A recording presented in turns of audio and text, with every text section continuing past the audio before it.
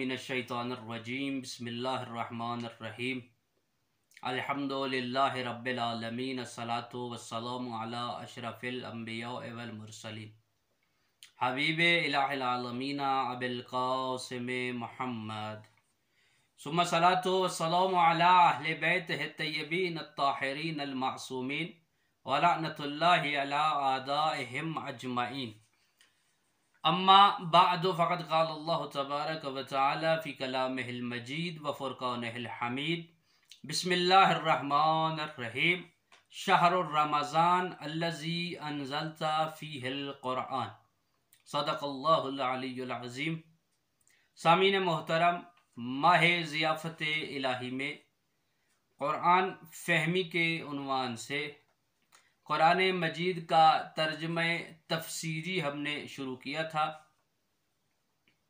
गुज़श्ता अबहास में 4 कुल का तर्जुमा तफसीरी पेश करने के बाद शब कद्र के हवाले से सूरह कद्र का इंतखाब किया गया और जिसमें गुफ्तगू करने की कोशिश की गई और जिससे ये समझा गया फ़रामीन अहले बैत और मुफस्सिरीन की ज़हमात के नतीजे में कि ये शब कद्र चंद अज़मतें और चंद फजीलतें रखती है। पहली फजीलत तो यह है कि कुरान मजीद का नज़ूल इस शब कद्र में है।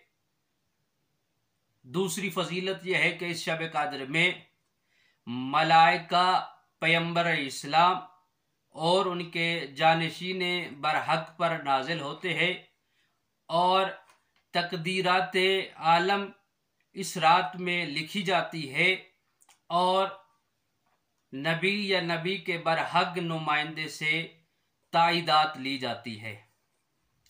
और इसके साथ साथ ये रात इबादत, फजीलत, अज़मत और बख्शिश गुनाह का सबब है कि आज की रात में इंसान के गुनाह माफ़ किए जाते हैं। जो बंदा अर्ज़ किया था कल, आज की रात में इबादत करेगा, मलाइका का सलाम उन तक रहेगा, मलाइका की हिफाजत में रहेंगे और किसी भी शरीर का शर आज की रात को दर करने वाले के लिए काबिल नुकसान नहीं होगा। कोई भी शरीर आज की रात इबादत करने वाले को नुकसान नहीं पहुंचा सकता। 23वीं शब जो कि शब कद्र में से है और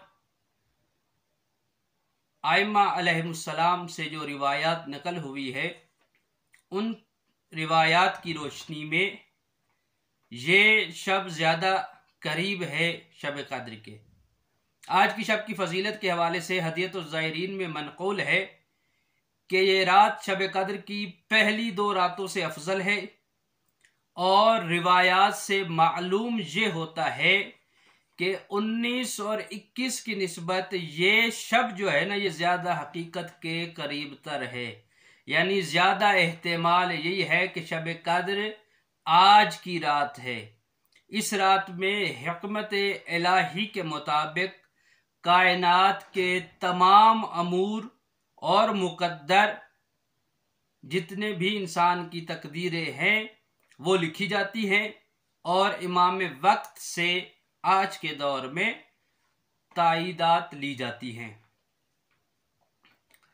दुआए इस्लाम में इस रात के हवाले से 2 बातें नकल हुई हैं जो दरअसल एक है लेकिन 2 हस्तियों से मंसूब हैं, इसलिए 2 अलग अलग कही जा सकती है। पहली बात यह है कि नबी मुकर्रम सल्लल्लाहु अलैहि वसल्लम माह मुबारक रमज़ान के आखिरी अशरे में आप अपना बिस्तर लपेट दिया करते थे और आखिरी 10 रातें या 9 रातें इबादत इलाही में गुजारते थे।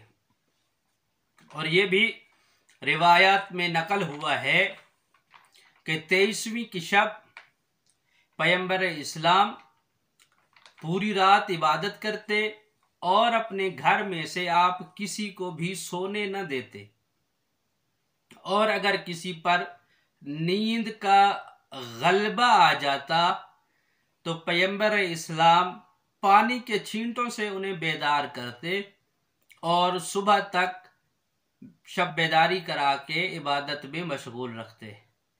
शब कद्र के आमाल और इन हवाले से आप अक्सर लोग आगाह हैं। मफातिउल जनान या पाकिस्तान में जो किताबें मौजूद हैं, नमाज जाफरिया या तोहफतुल अवाम, बहरहाल वहाँ ये चीज़ें लिखी हुई हैं। गुस्ल करना होता है, ज़ियारत इमाम हुसैन है,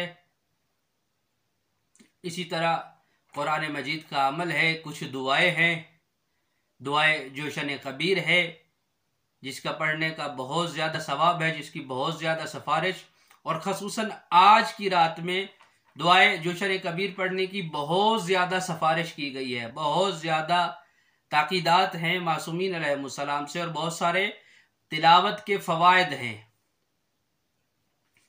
इसी तरह आज की रात में इमाम ज़माना के ज़हूर के लिए भी बहुत ज़्यादा ताकीदात है कि इमाम के ज़हूर के लिए दुआ करनी चाहिए। ये बहरहाल आमाल हैं जिनसे आप सामीन बखूबी वाकिफ़ हैं।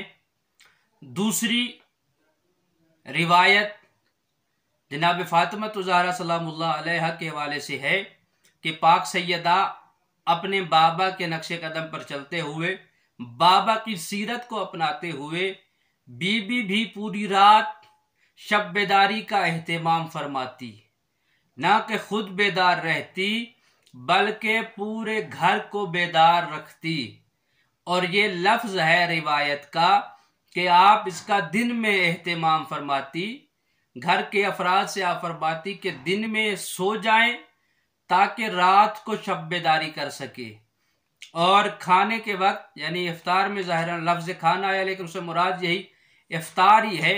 फरमाती कि कम खाया जाए ताकि नींद गालिब ना आए और इबादत खुदा इंसान कर सके, और उसके बदले में इफ्तार के बाद सहरी में है वो खाना खा लिया जाए।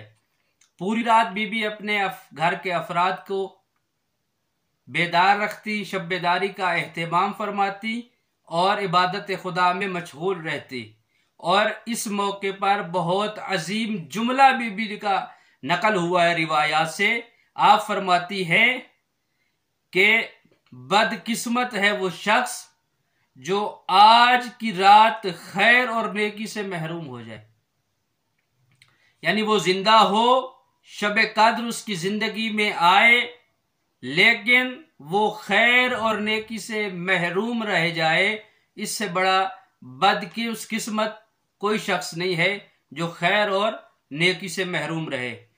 और आज की रात के हवाले से इमाम जाफर सादिक अलैहिस्सलाम ने कसम खाकर फरमाया है, यानी मासूम इमाम कसम खा रहे हैं, फरमा रहे हैं कि आज की रात के अमाल जो पहले मैंने अर्ज की है वो, और उसके अलावा जो बंदा सूरह अनकबूत और सूरह रूम की तिलावत करे आज की रात में, उसको अहले जन्नत में शुमार किया जाएगा। यानी ये मासूम इमाम कसम खा के कह रहे हैं कि जो बंदा ये काम करेगा उसे अहले जन्नत से शुमार किया जाएगा। दुआ है करीम अल्लाह हमें शब कद्र में सही तरीके से आमाल बजा लाने की तौफीक इनायत फरमाए और अपने गुनाहों की बख्शिश के लिए ज़्यादा से ज़्यादा कोशिश करने की तौफीक इनायत फरमाए। सूरह मुबारक जिन को शुरू कर रहे हैं, जिसका आज इंशाअल्लाह फ़कत तारुफ अर्ज किया जाएगा। सूरह जिन कुरान मजीद की 72वीं सूरह है और ये भी मक्की सूरतों में से है। इस सूरह की पहली आयत में लफ्ज़ जिन आया है और जिन्नात के मुतालिक गुफ्तगू होने की बिना पर इस सूरह का नाम सूरह जिन रखा गया है। जिन्नात के मुतालिक लोगों के बाज़ खुराफात का जिक्र करते हुए उनका इस सूरह में जवाब दिया गया है। इस सूरह की बाज़ आयात के मुताबिक पैगंबर इस्लाम की दावत इंसान और जिन्नात दोनों के लिए बराबर है। इसकी आयत नंबर 18 में मसाजिद और आयत नंबर 26 और 27 में अंबिया की इस्मत पर गुफ्तगू हुई है। जिन्नात के हवाले से इसरार आमेज मौजूदात इन्हें करार दिया जाता है जिन्नात को, जो इंसानों की तरह शऊर, अख्तियार और वजीफ़ा रखते हैं, और ये जिन्नात फितरी तौर पर इंसानों की नज़र से ओझल है और आम हालात में काबिल दर्क नहीं होते। ये जिन्नात बाज़ आयात और रिवायात की रोशनी में जिन्नात आग या आग से खल्क हुए हैं, यानी खुद मुतलकन आग या आग और उसके अलावा कुछ और चीज़ें उनसे खल्क हुए हैं, और इंसानों की तरह ये भी मुकल्लफ हैं। मुकल्लफ यानी जिस तरह इंसान पर वाजिबात शरिया है, क़यूदात शरीयत है, इसी तरह ये भी मुकल्लफ हैं और इन पर भी, और इनकी खिलकत का मकसद भी इबादत है। जैसा कि कुरान मजीद में इरशाद रब्बुल इज़्ज़त है, वमा खलक़तुल जिन्ना वल इंसा इल्ला लियअबुदून, कि मैंने जिन और इंसानों को अपनी इबादत के लिए खल्क किया। जिस तरह इंसान की खिलकत का बुनियादी हदफ इबादत खुदावंद है, इसी तरह जिन्नात के हवाले से भी खुदावंद ने इरशाद फरमाया। और क़यामत के दिन इन्हें भी मबऊस किया जाएगा। इस बिना पर जिन्नात में भी मुती लोग भी मौजूद हैं, नाफरमान लोग भी मौजूद हैं, यानी मुशरिक भी मौजूद हैं और मोमिन भी मौजूद हैं। दोनों तरफ से अफराद जो है वो मौजूद हैं। सूरह जिन में टोटल 28 आयात हैं, 286 कलेमात हैं और 1109 हरूफ हैं। और इस सूरा का शुमार भी छोटी सूरतों में होता है, और ये भी सूरह कुल में शामिल है, जैसा कि मैंने इब्तिदाई गुफ्तगू में अर्ज़ किया। शान नज़ूल के हवाले से मुफस्सिरीन की मुख्तलिफ आरा है। मैंने एक से दो चीज़ें फ़कत जमा की है। जिन्नात की एक जमात की तरफ से पैगंबर अकरम की तिलावत को सुना गया। पैगंबर इस्लाम तिलावत फरमा रहे थे, तो जिन्नात के ग्रोह में से वो ग्रोह, क्योंकि इनके बारे में ये था कि ये पहले आसमानों पे जाकर किसी एक जगह बैठ जाते थे।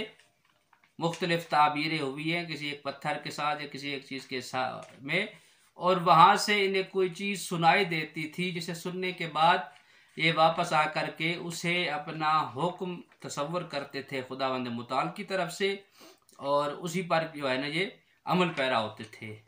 तो ये जो आवाज़ थी, आसमानी आवाज़ जिसे कहा जा सकता है, इसका सिलसिला कत हो गया था।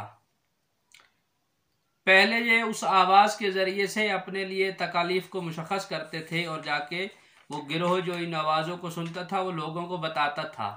फिर ऐसा हुआ कि ये सिलसिला ख़त्म हो गया, ये मुनक़ते हो गया।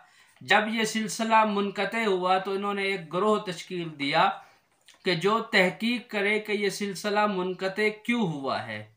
तो इसी असना में पैगंबर इस्लाम नमाज सुबह के बाद मस्जिद में तिलावत फरमा रहे थे, जिसे इन जिन्नात ने सुना, और सुनने के बाद ये समझा कि ये जो पैगंबर तिलावत फरमा रहे हैं, ये ही सिलसिला, यही तिलावत और यही आवाज़ मूजिब बनी है कि हमारे लिए वो जो एक सिलसिला था वो रुका है।